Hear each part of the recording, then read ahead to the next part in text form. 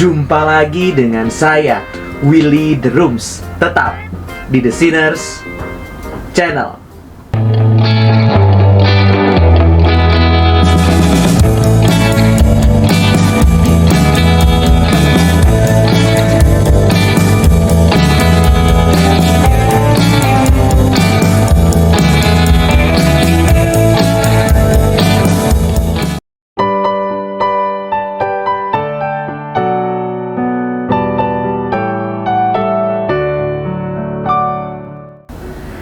Kaum intelektual, baik dia Kristen maupun non-Kristen, mempunyai pertanyaan yang seringkali mendapat jawaban yang tidak memuaskan.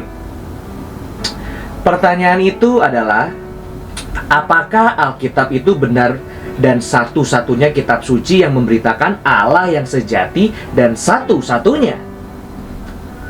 Ada jawaban yang mengandalkan keunikan Alkitab mengenai latar belakang sejarah, keberagaman penulis, keindahan literatur, dan lain sebagainya untuk menjelaskan kebenaran dari Alkitab. Namun, hal-hal tersebut selalu saja dapat dibantah oleh kritikus. Banyak yang keberatan karena Alkitab ditulis oleh manusia-manusia biasa yang juga berdosa dan tidak lepas dari kesalahan. Mana mungkin orang yang berdosa dapat menuliskan kitab suci yang tanpa cacat? Kalau kita mau jujur, sebetulnya banyak dari kita juga tidak memiliki jawaban yang memuaskan diri kita sendiri, apalagi dapat memuaskan orang lain yang belum percaya. Fakta ini menimbulkan respons yang berbeda-beda dalam kekristenan. Ada yang percaya secara membabi buta dan tidak mau tahu bagaimana menjelaskannya kepada orang lain, karena pada dasarnya dirinya tidak suka membaca Alkitab dan tidak suka memberitakan Injil. Ada juga orang-orang yang tidak mau diambil pusing dengan kebenaran Alkitab. Hal ini dikarenakan dirinya sendiri walaupun Kristen tetapi tidak suka kepada apa yang Alkitab ajarkan, bahkan melawannya. Setiap orang memiliki respons yang berbeda-beda ketika berhadapan dengan Allah dan firman-Nya. Kita semua memiliki keyakinan akan prinsipia, dalam bahasa Greka, arke, yaitu first point from which a thing either is or comes to be or is known, yaitu suatu yang ada dan cara mengetahui yang ada itu. Kita semua memiliki yang ada di dalam hati kita, namun hal tersebut masih samar-samar dan tidak jelas. Jika itu berlawanan dengan Allah, berarti yang ada itu adalah pribadi kita sendiri atau suka-suka kita sendiri. Dan cara mengetahuinya pun adalah cara pikir kita yang begitu random dan suka-suka bagaimana mengklaim suatu hal itu benar atau salah. Itulah pikiran manusia yang mau otonom, terlepas dari segala otoritas. Bagaimana canggih dan logis suatu pikiran manusia, sebenarnya dia sendiri tidak bisa menjamin pikirannya itu benar atau salah.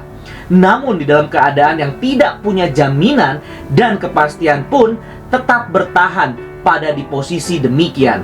Dengan demikian, ini disebut pemutlakan diri sendiri. Kita telah menempatkan posisi pikiran di mana walaupun belum bisa memastikan benar, kita yakin suatu hari akan bertemu dengan kebenaran dan kita bisa menjamin bahwa kita ini adalah benar. Inilah kesombongan yang tidak terlihat yang dimiliki semua orang. Namun, berbeda ketika kita kembali kepada arke yang benar itu, yaitu Allah dan firman-Nya.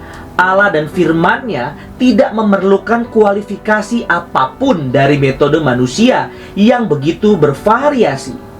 Ini karena dua sebab. Yang pertama, Allah sendiri adalah sang juri yang berhak mengeliminasi segala peserta yang mencoba menafsir dan menebak akan siapakah diri Allah dan apa itu firman-Nya. Lalu yang kedua, manusia yang mencoba menjadi juri tidak mungkin menjadi juri yang baik karena alat pengujinya sendiri diragukan oleh dirinya Dan memang tidak cukup, bahkan sangat kekurangan bahan ataupun modal. Sehingga satu-satunya jalan untuk bertemu dan terjamin kita berada di posisi yang benar adalah ketidakpercayaan pada diri sendiri yang berdosa ini, dan menempatkan sang ada kita kepada Allah, yaitu satu-satunya arke sang ada itu. Di dalam reform scholastic, para scholars membagi dua pengetahuan mengenai arke ini, yaitu archetypal knowledge dan archetypal knowledge. Pengetahuan yang hanya dimiliki oleh Allah dan tidak dimiliki oleh ciptaan disebut archetypal knowledge. Pengetahuan akan yang benar yang didasarkan oleh archetypal knowledge ini disebut archetypal knowledge. Archetypal knowledge ini pun dimiliki oleh Allah sendiri, dan itu sudah diwahyukan kepada manusia ciptaan, sehingga manusia bisa memiliki archetypal knowledge. Walaupun archetypal knowledge ini terbatas, ini didasarkan oleh archetypal knowledge. Di sini jelas bahwa pengetahuan yang benar akan Allah sama sekali bukan berasal dari manusia. Maka pertanyaan mengenai Allah dan Alkitab tidak mungkin terselesaikan ketika kita menggunakan cara pembuktian Allah dunia ini. Ingat, sekali lagi, bahwa dunia ini hanya memberikan kepastian akan hal-hal yang tidak pasti. Dunia ini memberikan keyakinan sementara yang di belakangnya justru adalah keraguan. Penjelasan singkat ini nampaknya mudah dimengerti dan kita sudah aman.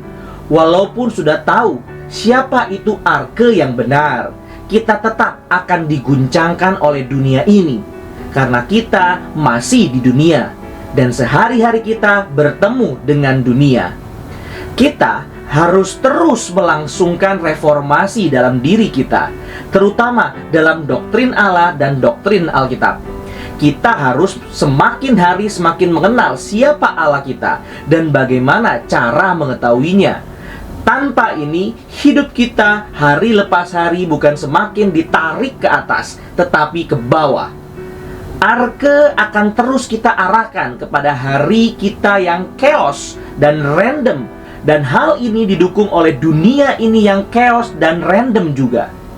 Dan masalah ini bukanlah masalah pribadi dan bersifat non-sosial.